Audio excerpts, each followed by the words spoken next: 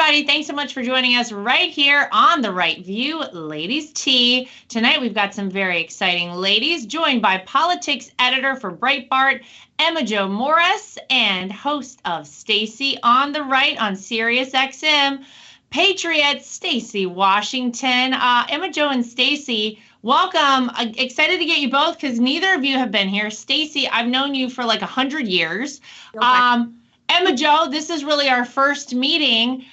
But ladies, there's a lot of crazy stuff going on out there. Emma Jo and I were just talking before the show about we could be here for like days on end talking about all of the craziness. And of course, I would be remiss if we didn't start with Joe Biden, current president of the United States, as shocking as that is to a lot of people. When you look at all of the things that have come up with regard to the Biden family, their finances, Hunter Biden, Joe's son in particular, it's pretty obvious that there has been a lot of murkiness, shall we say, to what the Biden family has been doing, how they've been making their money, and especially a lot of questionable things surrounding Hunter. Joe Biden was asked about this very recently, and he says that his son has, quote, done nothing wrong. And he was asked, how do you think his situation might impact his presidency if the Department of Justice investigates him further and kind of gets further down the line with possible charges against him?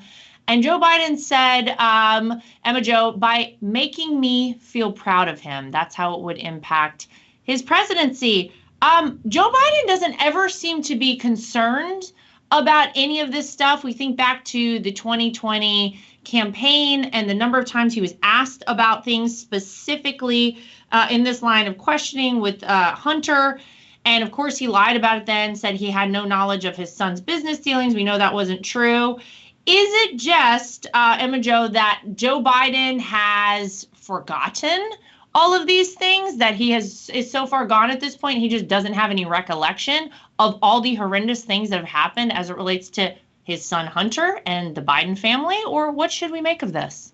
I mean, I'm not sure if that's very generous to say, but yeah, maybe I'm feeling very generous today. Maybe that. Have you been speaking to his lawyers? Is that the plea? But no, I think that obviously he knows what's going on, and we caught him, I was deputy politics editor of the Post during the 2020 election. We broke the Hunter Biden laptop story. I broke that story, and oh, wow. Were you not informed of that before I came on the show? No, I didn't know that specifically. That's amazing. Yeah, so I broke the Hunter Biden story at the New York Post. Rudy Giuliani and Steve Bannon contacted me in September of 2020 with a phone call saying that they have Hunter Biden's computer and they're about to change my life. I didn't believe them in that moment. Obviously, now we have hindsight. But at the time, I'm 27 years old and I started that job 6 months earlier. I didn't want to get fired. And so anyway, yeah, I mean, having had that experience personally, I've watched this guy kind of like squirrel around and squirm around that question, in the lead up to the election when I knew that I had him dead to right. So, that was the whole point of the reporting, right, is that we knew that Hunter Biden was sketchy, and Hunter Biden has kind of, through the reporting at the New York Post and through Peter Schweizer's reporting at Breitbart, we see that he's kind of perfected the art of like the legal grift, where like he stays within the technical letter of the law in order to do what he's going to do. But with Joe Biden, it was so critical that he say he wasn't involved and that he didn't know, because then it's obviously a workaround for bribery, right? And what the point of that reporting was to say, well, we have all of this evidence and all of this documentation that shows that actually he's taking meetings with board members at Burisma, that actually it would appear that he has a 10% stake in a Chinese company that's being held by a surrogate, i.e. H, for the big guy. And that he doesn't have a leg to stand on there. But of course, again, as we learned throughout that reporting, the deep state or the blob or the security state or the bureaucracy or whatever you want to call it, it's all the same people and it's all the same thing. But they swooped in to really defend this person. I don't think it's personal. I think it's because he also defends them in being in office, right? So he is really, really relying on that foundation of I didn't know and I don't know and Hunter's innocent and we know that that's nonsense, but he needs that narrative because he's holding on to that narrative like a thread. That's what's holding all of this scam together. Because as Tony Bobulinski, informed us at that time too, it's plausible deniability. They need that plausible deniability, and it's kind of falling apart. I'm still waiting on Congress to kind of come up with the goods on this. They claim that they have, an FBI document that shows blatant bribery that the FBI knows about. We know that the FBI knows a lot that they're not coming forward and saying. They kind of blame that on, they have to keep distance and they can't make official statements. But I think there's enough public interest to warrant something, Christopher Wray come testify under oath. I mean, but honestly, playing games though, but honestly. Well, but I feel like, you're talking about the FBI. The FBI, I feel like no one trusts anymore because they're part of the reason that the very article you're talking about, the Hunter Biden laptop story, which I'm even more stoked that, you were kind of the origin of all of that. It's crazy. They denied it. They said during the 2020 election, it's not real. It's Russian disinformation. And Stacy, I guess the play is just to keep banging that same drum, because there are, I guess, some people out there who may believe Joe Biden when he says, "Oh, I don't know anything. I'm just proud of my son, Hunter. He's making me so proud with all of this, all the hookers, all the drug use, all of the dirty deals, profiting off of my position in government for decades. So proud of him." It is so obvious, I think, to so many of us what's going on. I wish we could get Emma Jo in there to push Joe Biden a little more. Why, Stacy, don't we have a media that is actually asking Joe Biden the real questions and then continuing to push him on it, because no one does? Well, I think if they look at what happened to Simon Atiba, he's a White House correspondent, and he would stand in the back. They wouldn't even give him a place to sit down, and they wouldn't call on him. And so he'd get frustrated week after week after week. And he'd say, the last incident where our beautifully cartoon-faced White House press secretary just said, "Oh, you don't get a chance to speak today. You don't get to do this today." And that was when they had some Hollywood actors in to kind of make the room feel a little more important.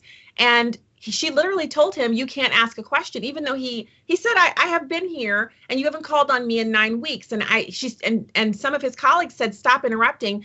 If you have a problem, submit it in writing." And he said, "I did. I submitted it in writing." So she keeps them in line. Remember, Sarah Huckabee Sanders used to bring cookies and pies, and she tried to treat them like people, and they eviscerated her every opportunity they got. And with this one, with Karine Jean-Pierre, she gets automatic respect because she's from an aggrieved minority group, lesbian, and she gets to stand up there and make all of these comments and not call on people. So she's very unprofessional, and no one would permit this. No one in the Asylum media corridor would permit a Republican press secretary to not call on certain members of the press or to treat them like children or to dress them down or have them hauled out for simply yelling questions. If you remember, Jim Acosta got his job on CNN for his rude commentary and his absolute, he would bludgeon the White House press secretary, and he didn't care who it was. He did it with both of them during his time there in the White House, and he was rewarded with a spot on CNN, which he still commands. Even Don Lemon couldn't do that. So I think we're looking at press that's been trained, and they're well trained because they understand that they won't have anything to share in their reporting. They really can't do their jobs without being on her good side. And of course, Peter Doocy does a great job, but he also has kind of made it his place to ask the tough questions, and she still dresses him down as well. So it's unprofessional. It's a double standard. It would never be allowed on the right, but it's allowed on the left because they control it's controlled opposition with the media. They have CNN, MSNBC, NBC, CBS. They have all of it. And then we have Fox and Newsmax and OAN trying to hold down on the right. And it's a very difficult fight. I don't recommend we give it up, but that's the lay of the land. It's tough. It is really tough out there. And Emma Jo, obviously you're at Breitbart now. And the article that I actually read about this particular question and back and forth with Joe Biden was on Breitbart. And then I went to the comments because I'm always like, I like to just kind of see what people are saying. So in the comments, there was a link to a Gateway Pundit article, and it was a video of how Joe Biden stopped on Friday at a taqueria and told people multiple times. He like gets out of the car, he looks up and he goes, "Don't jump," to I guess people who were at the window. Then he goes inside the taqueria, "Don't jump," same thing, comes out. What is wrong with him? It is so crazy to watch these things happen, and it's like business as usual. And Stacy, to your point, yes, the media is obviously complicit in this whole destruction of America because they're allowing this sort of lunacy to happen. I'm wondering, Emma Jo, having been through, working at the New York Post during the 2020 campaign, now you're at Breitbart. Here we go into another campaign cycle where we now know that Joe Biden is indeed, as shocking as it is, going to run for president yet again. This guy is 80 years old and he doesn't look a day under like 125. But here we are, right? How is he going to get through this campaign cycle legitimately? Because we know he used COVID the first time around and pretended like that was the reason for staying in the basement. What do you expect to see out of old Joe go round two here? It's like he's so nutty. It's so nutty. And nobody asks. I mean, I guess what are you going to ask? Like, sir, have you lost your mind? What do you even say? It's so nutty. But like, that's it. It's during the 2020 election, he relied on the basement. And we saw that, after the laptop from hell broke. And he was able to kind of just literally hide from cameras and hide from questions, because if you don't leave your house and they can't come in your house, you don't have to answer anything about it. But I don't know how he gets around that this time. And I think he's very vulnerable this time. I think they know that. And I think that there's already kind of starting to set up for looking ahead. For instance, Neera Tanden. Neera Tanden is promoted now to domestic policy advisor. That's an interesting move to me, and I think it says a lot, especially in the timing, because he is obviously leaning toward the left. Another indication of that is the debt ceiling proposal, where the Republicans come to him and say, listen, we'll raise the debt ceiling and we're lowering spending, not in an outrageous way. It's not an Andy Biggs budget that he gave, but it's something that I think could be livable, obviously livable for both sides. And Joe Biden is kind of grumbling about it as if he's going to challenge them. And I think that he's thinking about the next election. He's realizing that he doesn't get to hide from cameras and he doesn't get to hide from voters anymore. So what is he doing? He's really leaning on the more energized section of his base, the more energized section of his party. He's trying to get street cred with Democrats because he knows that he's not super sharp. He's not super hot. He's also about to have, these investigations ramping up in Congress and revelations coming out of that at the same time. Very horrific timing for him. So he needs to really pump up, I think, the people who he relies on to come out, because he's going to need them. Yeah, I mean, he's got a lot of pumping up to do. That is for sure. And talk about street cred. It brings me to the next disaster that Joe Biden is bringing us. He's helping finish off, basically, at this point, ladies, what remains of New York City. He just approved a New York City congestion charge that would bill drivers $23 a day on top of existing tolls. I lived in New York for 15 years. It is one of the most expensive places on the planet. There is no doubt. Apparently, Stacy, this is based on an environmental assessment. Of course, it is supposed to do something to reduce traffic, they say by 15 to 20%, generates $1 to $1.5 billion a year for the MTA. But of course, so many people look at this and you say, well, who is this going to impact? It's going to impact the working class, the very people that Joe Biden himself, blue collar Scranton Joe, said he was out there fighting for. These are the people who are going to benefit from Joe Biden being in office. $23 a day extra on top of everything else. I think they said a trip from somewhere very close in New Jersey into the city would be like $120 round trip in just tolls. That is insane, and I don't think people can live like this. Yeah, and he's working directly against Mayor Adams, he's been trying like the dickens since he took over from Bloomberg. He's desperate to have as many New Yorkers return to downtown to work. Yeah. so that they can have those businesses supported. And also the tax base has been just, it's been blown out. And so they need people there. They need people there to drop off their dry cleaning there, buy their, go to CVS or the drugstore, buy the things that they need for their bathroom, pick up their medications. They need them to eat lunch there, to have their coffee break there, to gas up their vehicle there. And if they're using public transportation, to do something else, any one other thing. They need them to do 4 or 5 of these items a week like they used to. So he's trying to bounce back from COVID, and the reality that they created. Remember, it was Democrats who shut us all down. They shut down New York City. They drove people home to use Zoom. And now that everyone's used to it and loving it, we want them back in the city. So what do they have in their partner with Joe Biden, the Biden administration? They're actually working against Mayor Adams and his goal to try to repopulate the city and bring their tax base back. And I think, to your point earlier, and Emma Jo's point about what Biden will do with this election cycle, I find it hilarious that he's being primaried by 2 very interesting people, Marianne Williamson, who writes all the books and makes obsessed. And then, of course, the other one, RFK Jr. from the family of politics to beat all families, and they're not going to debate.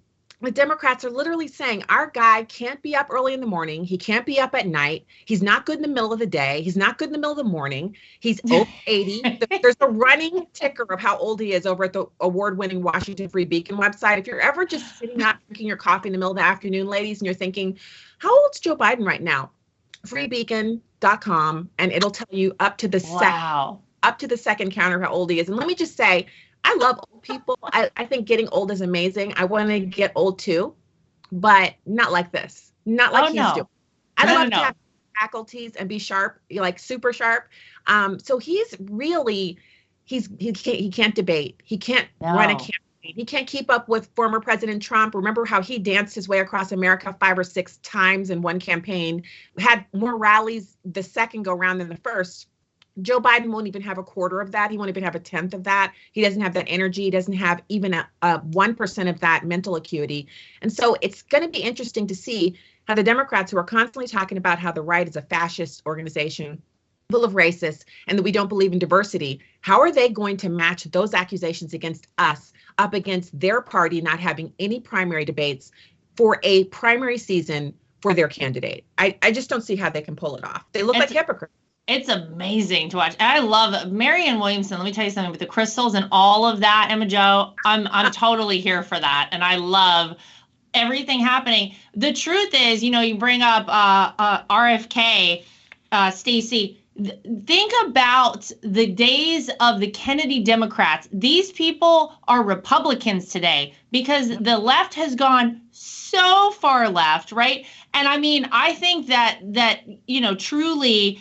The 2 who would be challenging Joe Biden probably don't really consider themselves like true Democrats these days, because you got to be close to like socialists. But they're calling themselves that because they want to have a crack at it. But Emma Jo, I want to ask you, you live in New York, right? Mm-hmm. Yes. Where in New York are you? Not Brooklyn. That we want to get you like, where in Brooklyn? Yeah, Williamsburg. I'm right over Williamsburg Bridge. I mean, it's $6,000 to get to the Upper East Side now, I think. 100%. By the way, it's crazy. And, Stacey's talking about that we need people back there. We really do. It's so sad to me, honestly, what has happened to New York, because it really was a city.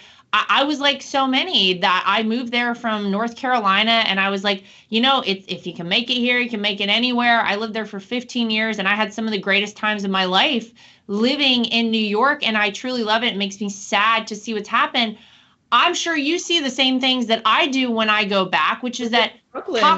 we'll talk about a CVS. Like, you can't even get deodorant or toothpaste because it's behind those plastic things. You've got to have like a worker someone that works there come unlock deodorant for you.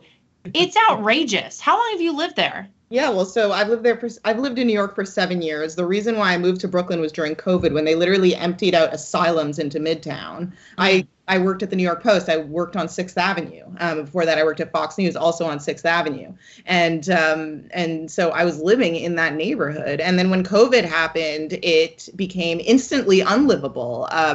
The hotels emptied and they filled that space with literally mental patients and people from jail because they had to thin out those populations at the time. And obviously you're not going to go and round them back up and put them back after. So the neighborhood, especially the garment district, like in the 30s, became absolutely unlivable. It was literally dangerous. I was walking my dogs at night and I was scared, and my neighborhood just became unrecognizable almost instantaneously. So I went to where there are no hotels, which is Williamsburg. And that was kind of where I ended up because I just started kind of going around and walking around different neighborhoods and figuring out my next move because I knew that I had to split like immediately. I broke my lease to do that because I was just walking my dog around Needles. It was absolutely disgusting. And you have people like sleeping and peeing and living under scaffolding right next to your place. And it went from being all young professionals and totally safe to where I would walk home, you know, at night after I was working on Hannity at the time. I was walking home at night and it was totally normal and fine. And I was doing that in my early 20s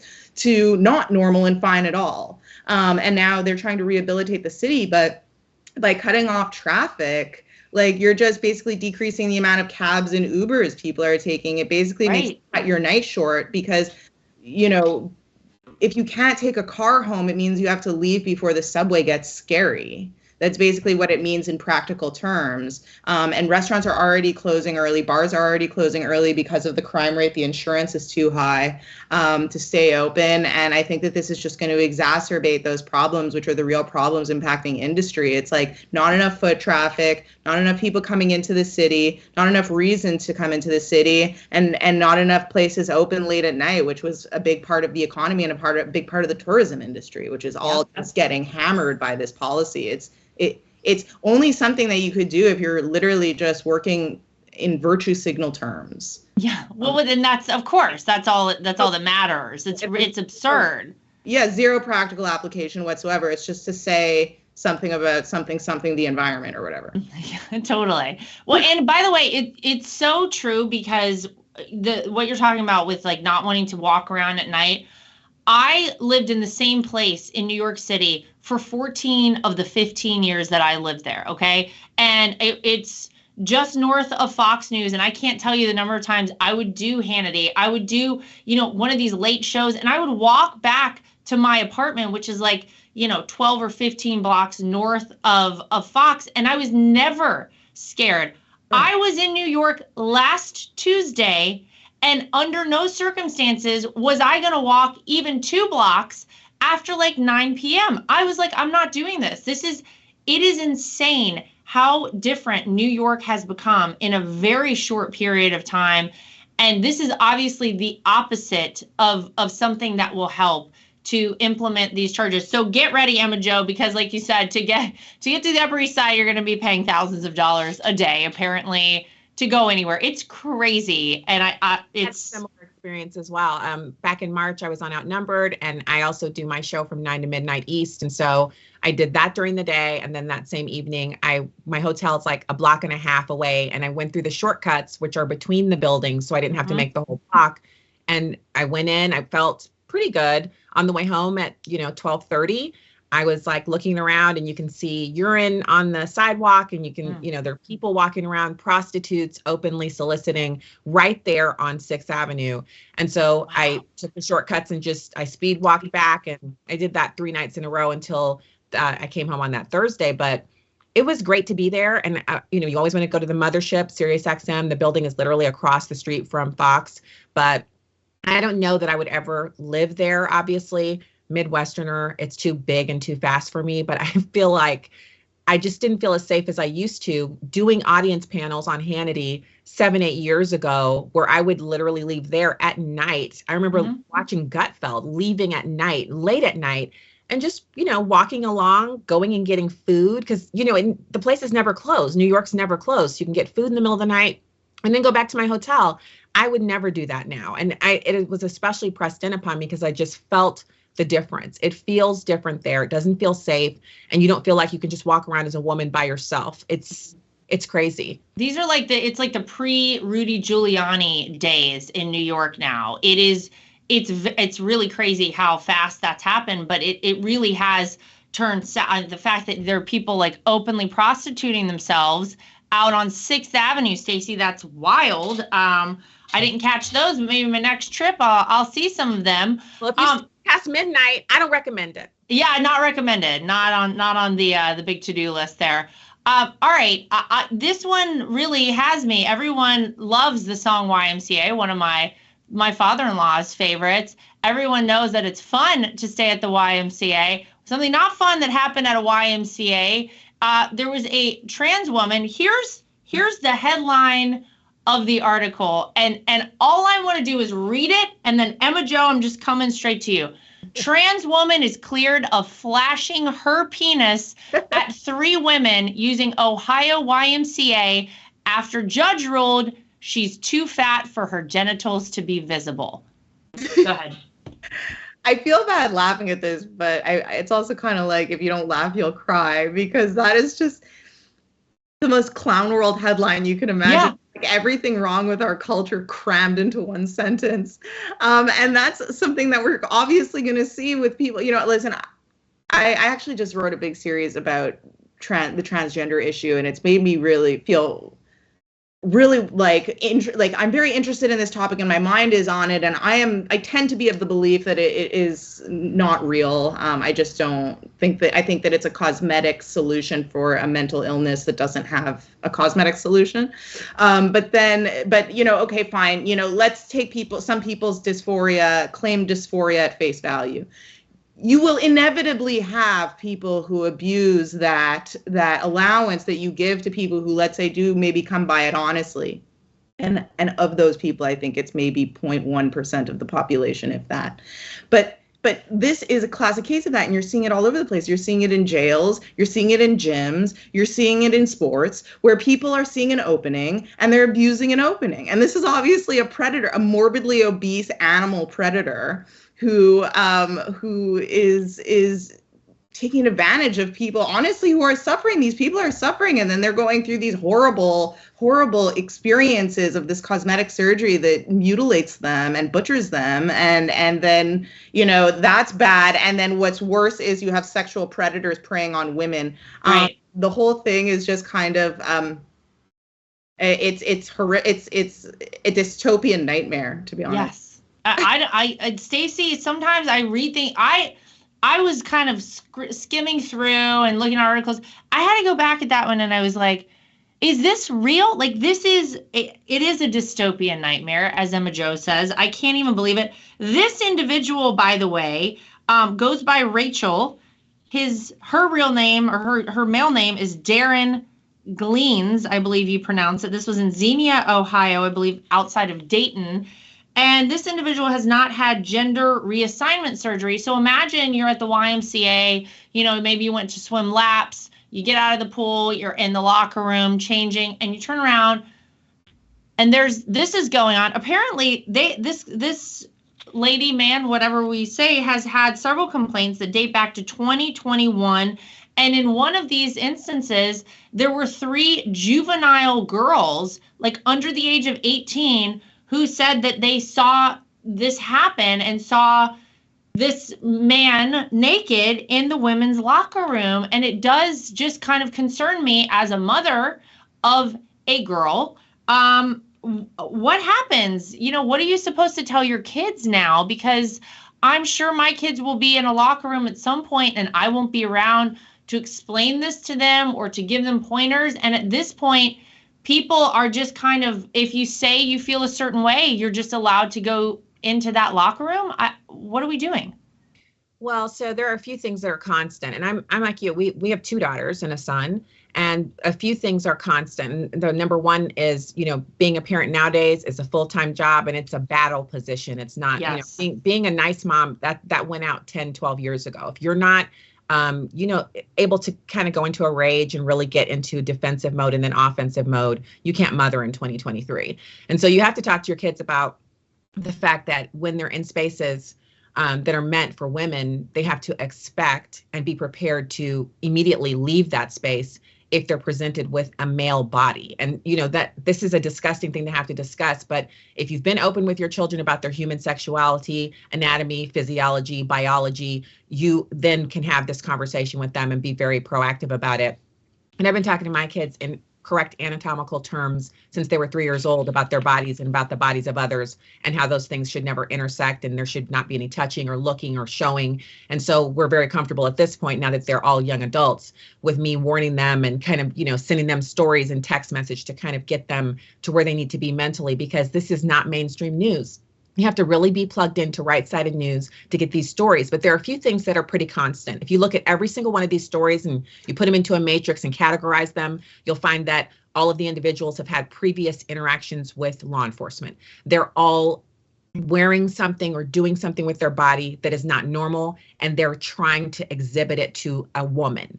You'll find that it's almost exclusively male to female transitioning, and that it's declaratory only. Their bodies have not been altered. Those who have had their bodies physically altered almost never display them.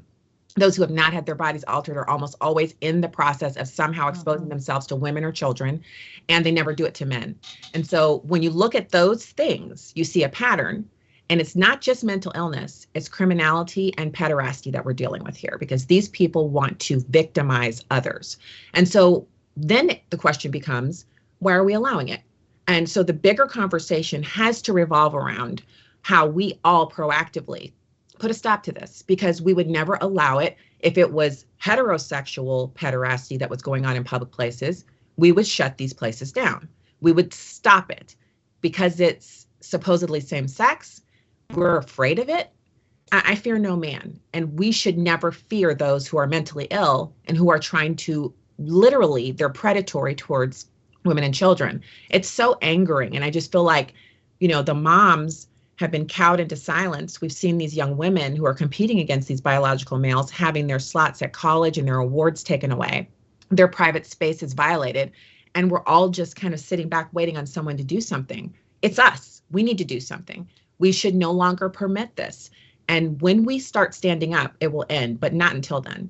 Yeah, and I think we have to keep talking about it, because there is certainly an effort to categorize anyone who would bring up a situation like this and talk about it like we're doing right now, because this is wrong. I don't care who you are or how you feel. Doing something like this that clearly is making people uncomfortable and could be construed, Stacy, as you said, as a criminal act in so many regards. It's a big problem, and we cannot function like this. We have to keep, I think, talking about it and bringing it up. And I am all for, however you want to live your life, please go do it. I want people to be happy, truly. But putting yourself in a situation where young women, especially, where underage girls are going to see you and see your male body and your male genitalia, although a judge ruled that this individual was too fat to see the penis, I don't know. I just think it's a big problem, and I think we have to keep damages. I'm sorry, but I would have needed that person with the body who showed it already to go into a closed circuit TV room and disrobe and show. If I was the judge, I would need to, I can't just judge looking at you by your overhang. Yeah, like, I'd love to know how this determination was made as well. Yeah, that's crazy. Well, there's something so pernicious about this, because it automatically gets waved away as not a big deal because it's an LGBT issue, and you can't talk about it because it's an LGBT issue. And this is so gross, because you have everyday gay people who have no civil rights issues and have no rights issues whatsoever, being dragged into this very painful and very cringe and disgusting political battle that seeks more rights than gays ever sought for themselves in the 80s and 90s and early aughts. The gay rights movement was about equal marriage. It was about AIDS. It was about equal civil rights in public spaces, period. And all that too, Emma Jo. I feel like they should be at the very head of the line, because this movement is bastardizing what they fought to get. Right. Exactly. And there was this horrible slander against them that they wanted to attack children. And there were people like Andrew Sullivan who very convincingly made the case in the 90s that no, this is not about children. Absolutely not. This is about adults. This is about adults, consenting adults only, no attack on the family, no attack on children. And that is just being ripped apart. And actually, Andrew Sullivan has been very outspoken on this now. He's back trying to kind of reroute this conversation back to sanity and say, you know, there's no gay issue. This is not a gay rights issue.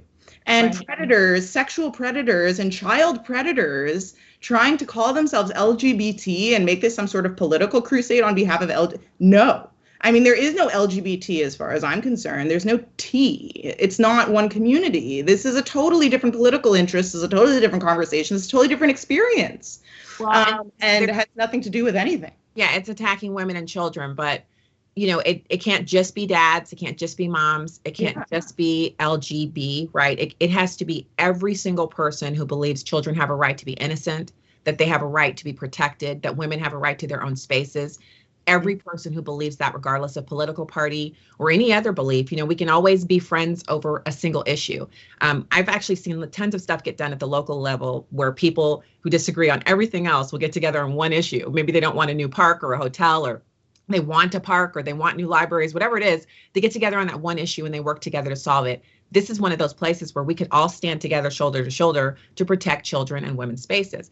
And then later, you know, we could be in a Charlie Brown dirtball about, you know, other things. But on children and women, I just can't see how we can't get together and put a stop to this, because it's just disgusting. And the conversations that some parents are unfortunately unable to have with their kids because they never did the anatomical terms, it's almost too late for them to talk. And so their kids have to go somewhere else to figure out if this is okay. And by then, they've already been victimized. So who's held responsible for all of this victimization? And who's going to stand up and say, enough is enough? I say, not just the friend you just named there, but every single person who has a conscience and a moral center, who believes in the rights of children and women. Then we all get together and solve this, and then fight later about everything else. We're solving a lot of problems here right now. I feel good about it. I feel like we're on the right path, ladies. All right, nobody move. We're going to take a 90-second commercial break. We will be right back on the other side of it. My name is Lara Trump, and I think Mike Lindell is a patriot.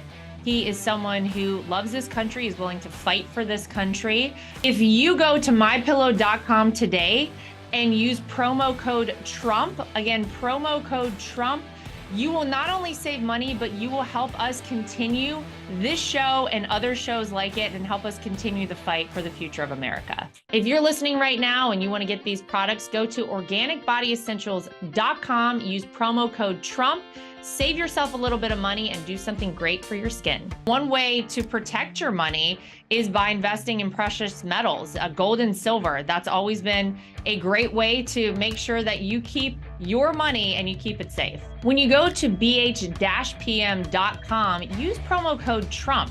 That way, if you decide you want to invest in gold and silver, you'll save yourself a little bit of money. If you want to get yourself some Kingdom Fuel protein powder as well, go to sherwood.tv. You can use promo code Trump when you check out for a little bit of savings, and you're going to get a delicious, great protein powder to fuel you through your day. So we all love a good movie, ladies, and I think it's been a little unfortunate in the past maybe decade or so. Movies are starting to not really be as interesting in some spaces.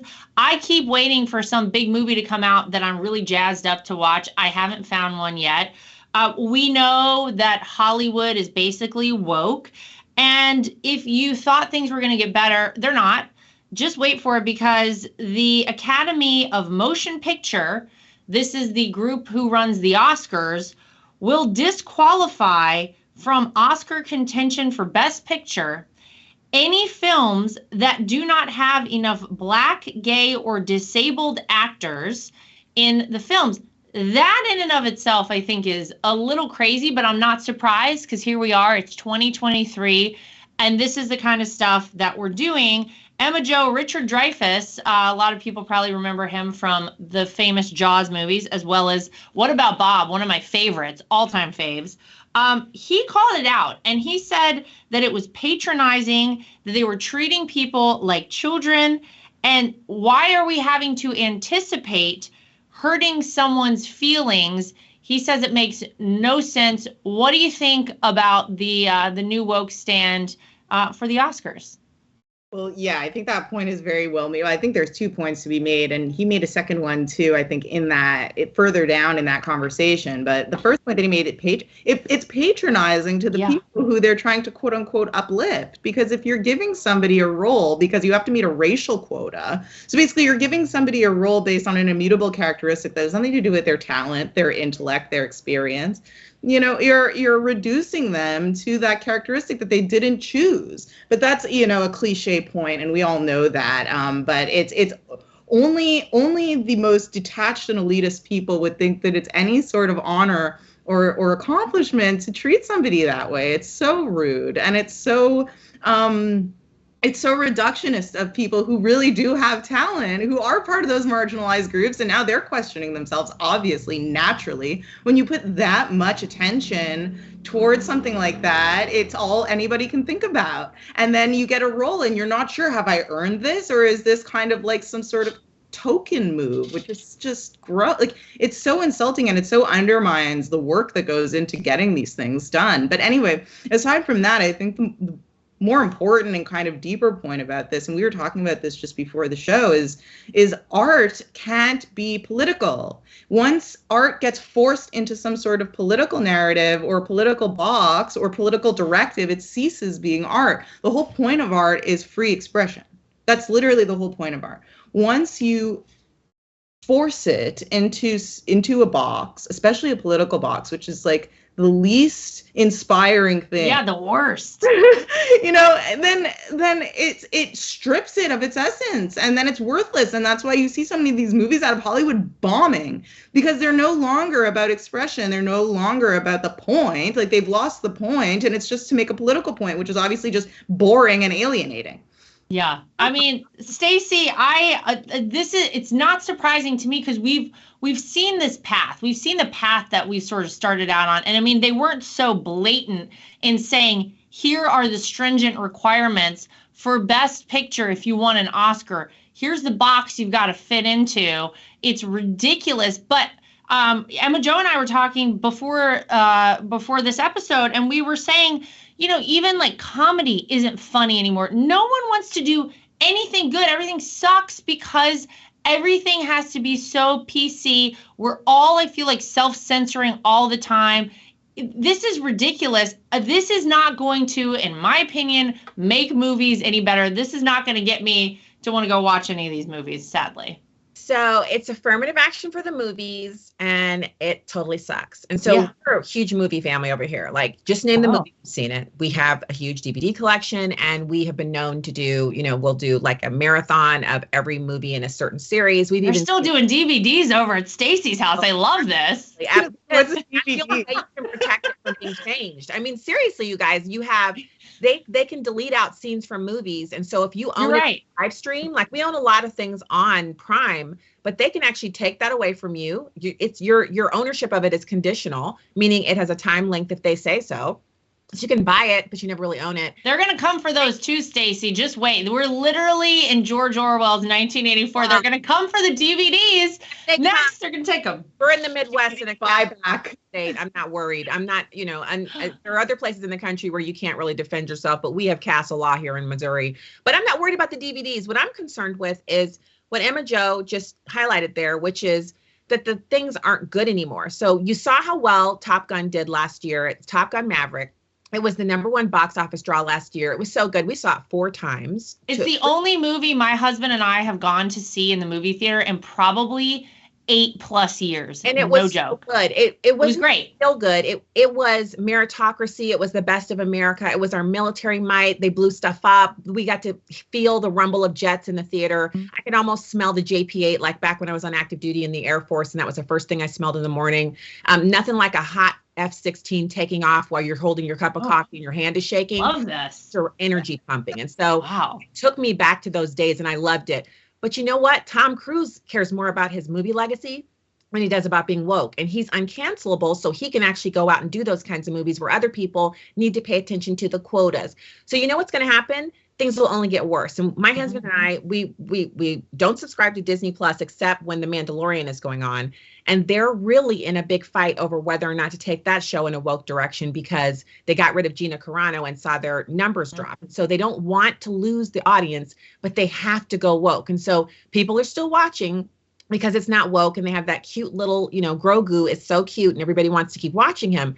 But this is the problem with all of these films. Anything that has heart, anything that has a storyline that bites you, gets you right in the heart, makes you want to cry, makes you think about your life, makes you think about our country, makes you think about the way the world operates right now. These are the things people are dying to go see. They pay $20 a person just to see movies like that. And these are the things we no longer have the talent in Hollywood to create because of the wokeness. That has created a deficit of talent coming out of our universities, where we used to have these creative geniuses. And they weren't just university educated. A lot of people who've written these award-winning films from yesteryear and yesterdecade came out of high school. They were talents in high school. They dropped out of college and they began to screenwrite. So what can we do? We can raise these creative talents ourselves. We can encourage our children to go into the arts. The conservative mindset is the breeding ground for this kind of talent. Creativity comes from freedom of expression, freedom of thought, liberty, and the biblical ethos. Not that you're a Christian, but that you've read the Bible so that you can understand the great literature that it underpins, that you understand that our language is rooted in Latin, and that we have the great writers and the great oracles of thought that come from BC. You remember before Christ, those writers, those thinkers. And when you understand the way they thought, when you can read Shakespeare and understand it, then you can write things that are modern and current, but not woke.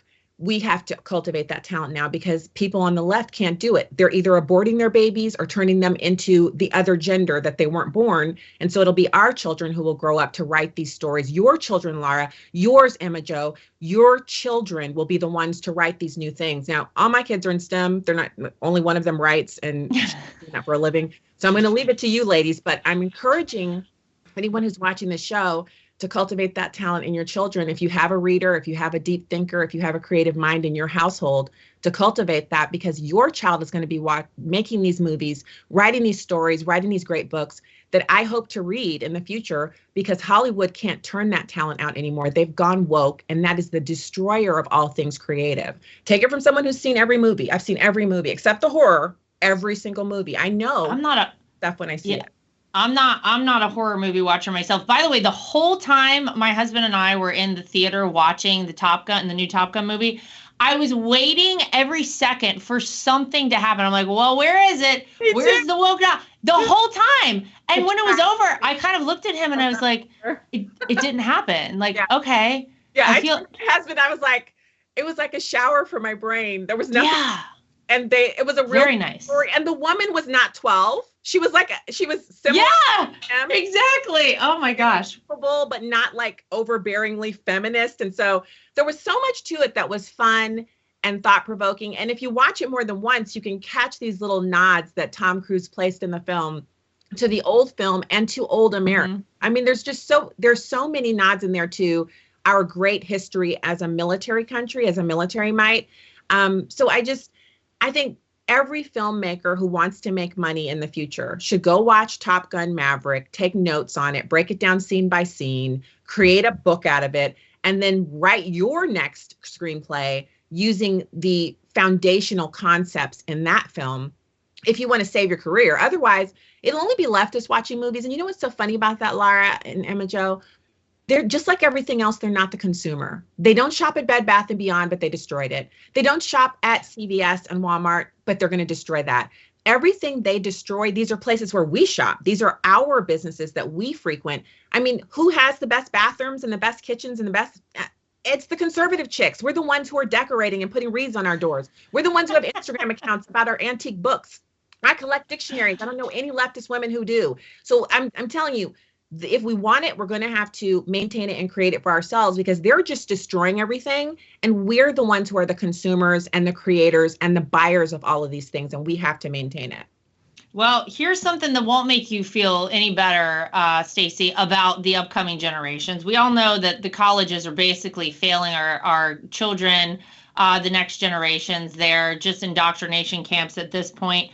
Smith College, get ready for this. This is, it's so insane to me that this is even happening. Smith College removed the word field from a social work program, citing racist connotations. They changed the name, the Office of Field Education, to the Office of Practicum Learning. And Stacy, I'll just get your take on this real quick. They say it could make Black students feel uncomfortable to hear the word field as in going into the field or field work. Really?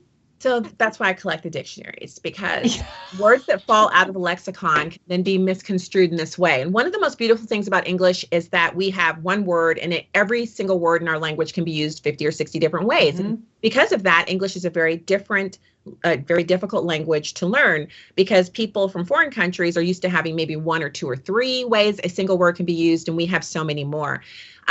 The word field has many different usages, and in the age of the cell phone, I'm kind of shocked that no one in that social work office or that university thought, maybe we look up and see all the different ways and usages of the word field.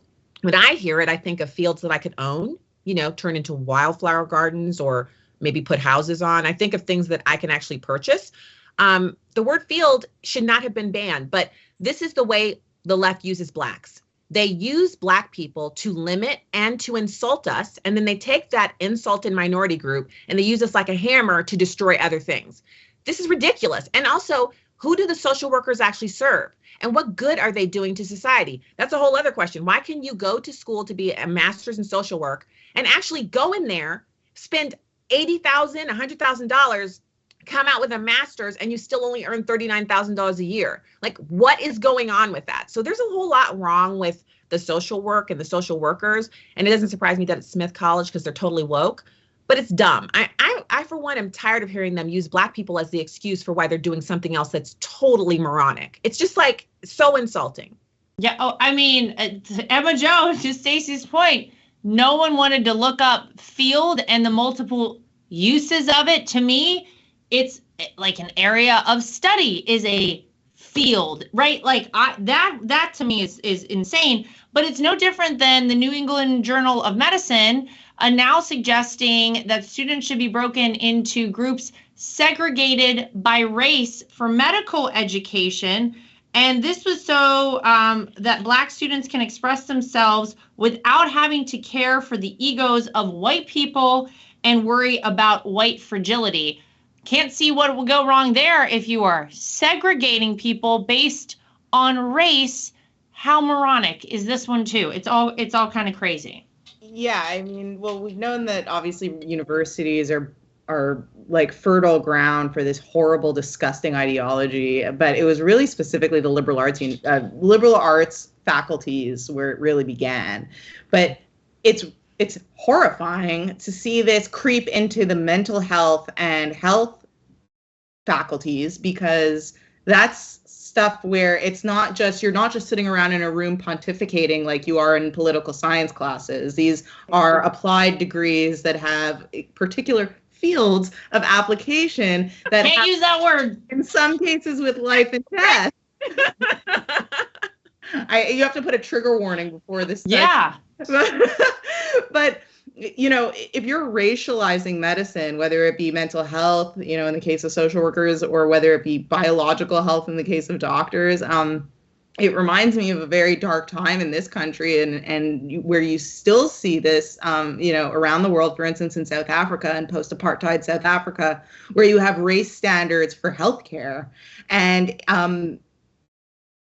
it's just like, I hate to be redundant, but I mean, this is like going back in time, like forget 50 years. Like, this is further than that. And it's really dangerous. And not only is it dangerous, but it's one thing to have, to be badgering people and kind of hectoring people about language, and have annoying professors doing that. And then you kind of graduate and you can relieve yourself of that bother.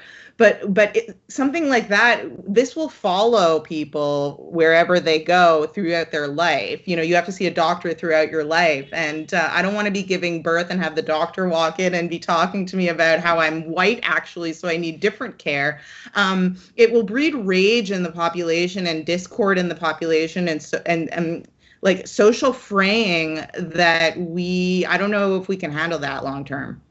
I don't think we can. I can't believe, sometimes I wonder, why is it that they're not teaching like real history to kids anymore in schools? And the truth is, if you don't learn about history, you're doomed to repeat it. And you just said it. This is going back so long ago in our history, and a horrible time in our history. It's rather unbelievable that this is where things are right now, and that people are even suggesting such terrifying things like this, but this is what's happening. And I really wonder, like 30 years from now, we know that they're lowering standards across the board. We know that standardized testing is out the window in a lot of places. What kind of a country are we going to live in? If you haven't seen the movie Idiocracy, I feel like that is where we're headed. It is not one of the all-time greats. I'll just preface saying anything about it by telling you that. It is a movie about a guy who basically gets frozen in time and wakes up like 1,000 years later, and he is the smartest person alive because society has decayed in such a fashion that everyone is so stupid.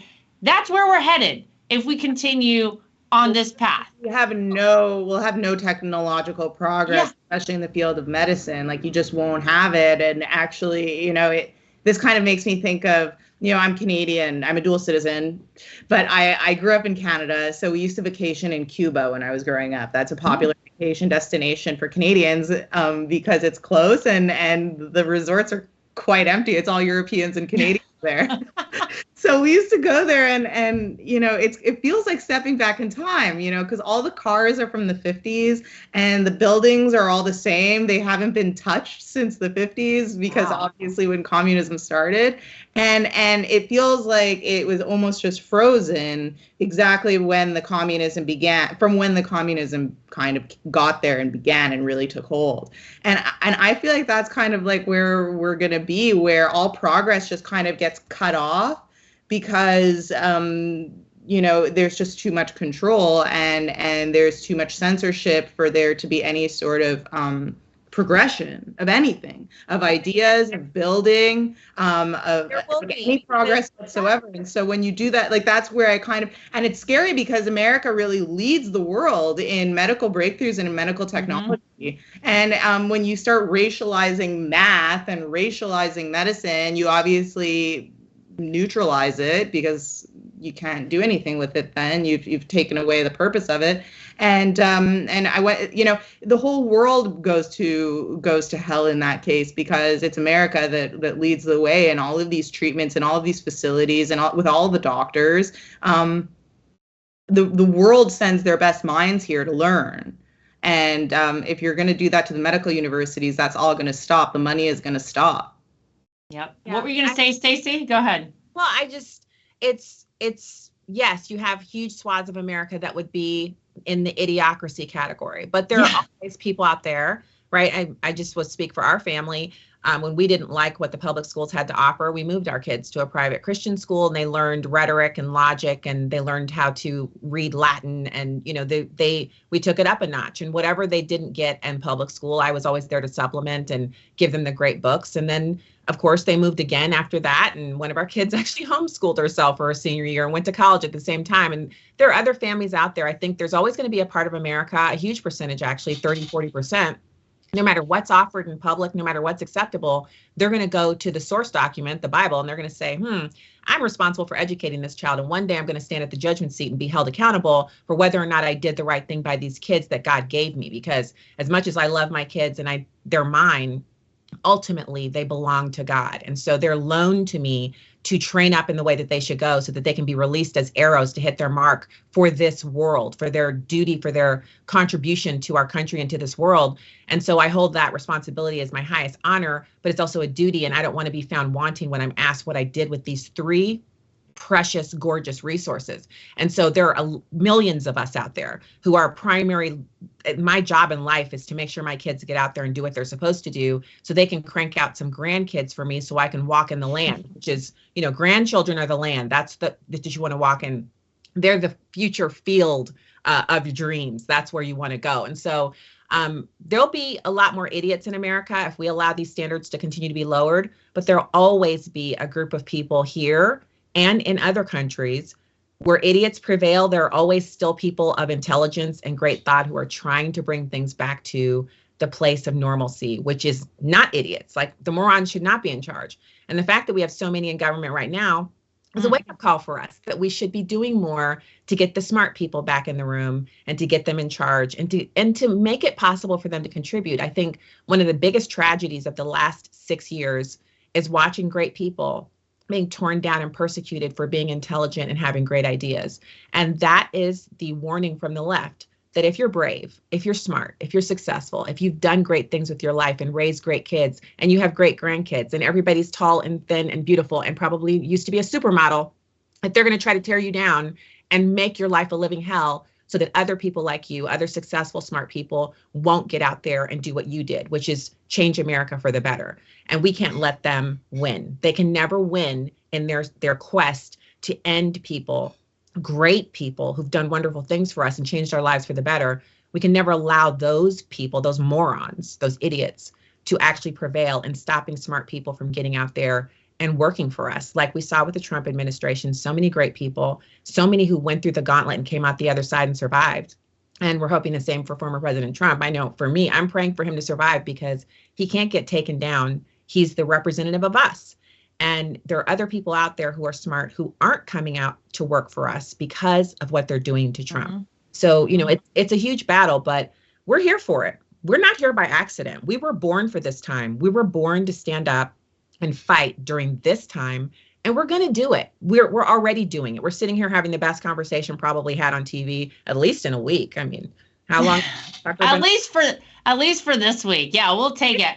Well, I love it. I'm inspired. I'm ready to go. And I wish we had more time because there's so much I want to talk about, but I can't believe it flew by. You guys are amazing. Thank you, Emma Jo. Thank you, Stacy, for joining us here on The Right View. To everyone at home, as always, make sure you like, subscribe, share, and follow. And we'll see you back here next time for more of The Right View.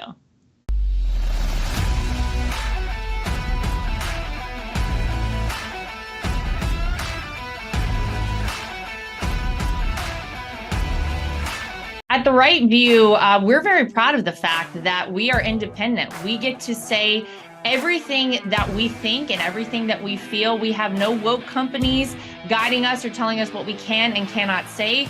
We are always going to shoot you straight and give you the facts as we know them.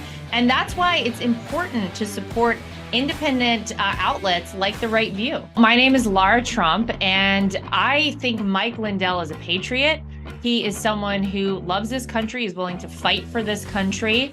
I love MyPillow because not only are MyPillows made in the USA by American workers, but they're great products, and they're so great that not only do I use them in my own bed at night, my children actually requested. My daughter the other day went to the closet and pulled out a MyPillow and said, "This is the pillow that I want to sleep with."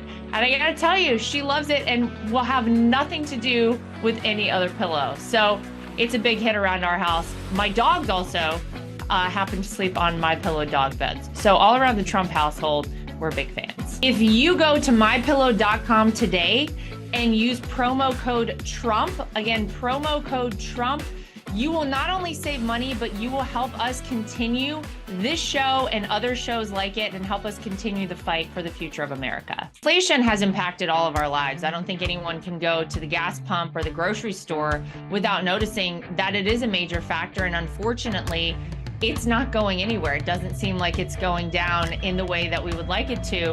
And one way to protect your money is by investing in precious metals, gold and silver. That's always been a great way to make sure that you keep your money and you keep it safe. When you go to bh-pm.com, use promo code Trump. That way, if you decide you want to invest in gold and silver, you'll save yourself a little bit of money. We live in a time that's very interesting. A lot of us out there feel like a lot of our rights are slipping away.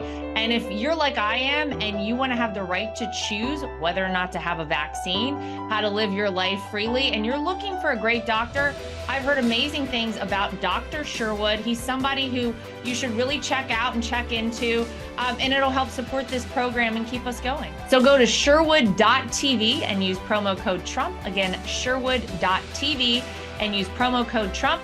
You can save yourself some money and help us keep our program going. Psst, ladies and gentlemen, this just in. We'll keep this a little secret between you and me and them and everybody. Whoa. The people that are actually at the tip of the spear, working directly with President Trump on a day-to-day basis to save this nation, they're all joining us on the Reawaken America tour. We have President Donald J. Trump's Chief of Staff, Kash Patel. We've got Peter Navarro's joined us on the tour. We have General Michael Flynn. We have Eric Trump. The people actually working at the tip of the spear with President Donald J. Trump to save America are joining us on the Reawaken America tour. Whoa. If word of this gets out, if the truth about election fraud, medical fraud, religious fraud, monetary fraud, and mainstream media gets out, it may just save the nation. The Reawaken tour is coming to our place, hallelujah. It's gonna be lit. It's gonna be lit. Yeah, it's gonna be lit.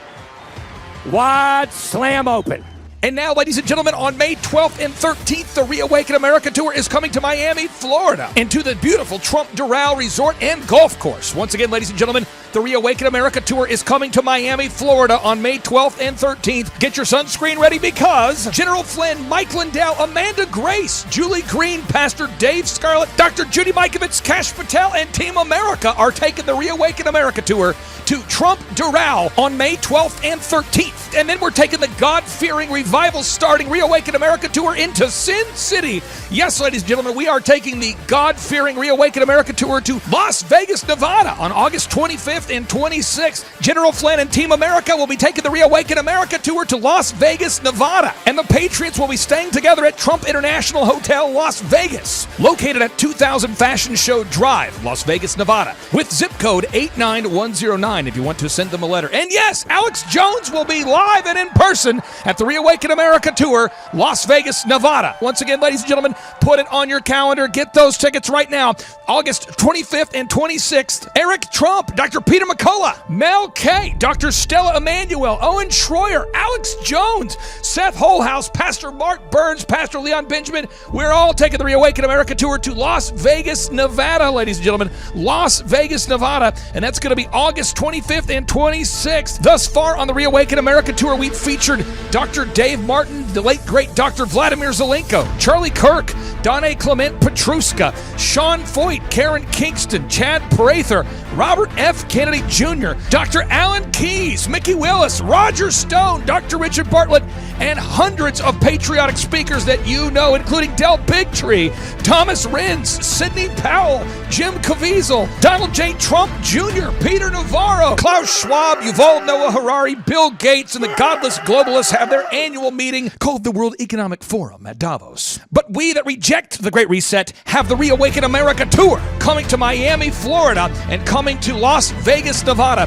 Get those tickets at time2freeamerica.com. That's time2freeamerica.com. We have scholarship pricing to make these events affordable for everybody. Every Reawaken America Tour event has sold out, so request those tickets today at time2freeamerica.com. That's time2freeamerica.com. Or for faster service, you can send me a personal text to 918-851-0102. That's 918-851-0102. And to be bilingually sensitive, that's 918-851-0102. We hold these truths to be self-evident. All men and women created by the go. You know the thing. We will shut you down. We will cite you, and if we need to, we will arrest you and we will take you to jail.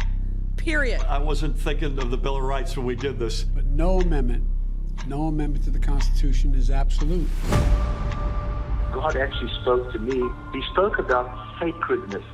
He said to me, Kim, what I place in many, many people is sacred. And if anybody touches what is sacred to me, then it is the end for them. So what I've done in the United States of America is sacred. And there are people on every side that are trying to destroy what I deem sacred. And it's not going to happen. This is the definition of criminal conspiracy, racketeering, and collusion. This is not a theory. This is evidence.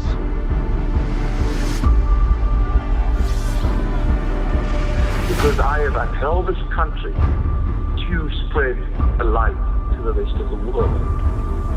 When you choose to go against the sacred thing that God put into the very heart and the soil of this nation, this was sacred to God. Now is the time to act. This is exactly why I need some action from my people.